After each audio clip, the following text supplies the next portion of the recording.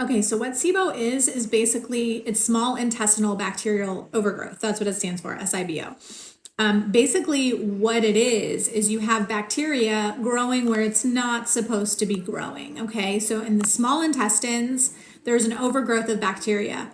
And in my understanding, this can be either good or bad bacteria. It doesn't have to be parasites, it could be good bacteria. And the reason that we know this is because when you take probiotics and you have SIBO, you can have a flare up. And these flare ups are miserable. Like they hurt, they're horrible. Like it's like the worst digestive pain ever.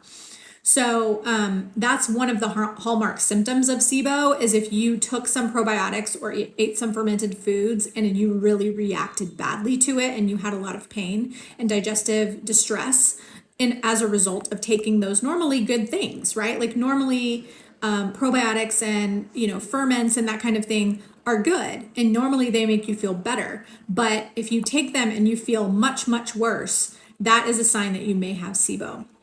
There are tests for SIBO. However, I'm not a huge fan of testing and I don't usually recommend testing. It's up to you if you want to get testing. I feel like they're not super accurate or reliable in most cases. In the case of SIBO, I'm sure the testing is probably pretty accurate in the case of SIBO because there's a specific place they look and a specific thing they're looking for. So when those two things are true, usually they're fairly good at finding what they're looking for. So in this case, you might want to get a test. It's up to you. Usually the testing is kind of expensive and out of pocket. So if you suspect you have SIBO based on symptoms, then what I usually do personally is I just proceed as if I have it and I treat it naturally. So I have a SIBO protocol that I do like a lot and has helped a lot of people resolve SIBO naturally without taking antibiotics. The problem with antibiotics is antibiotics are basically the standard treatment for SIBO if you go to the doctor and you get diagnosed with it.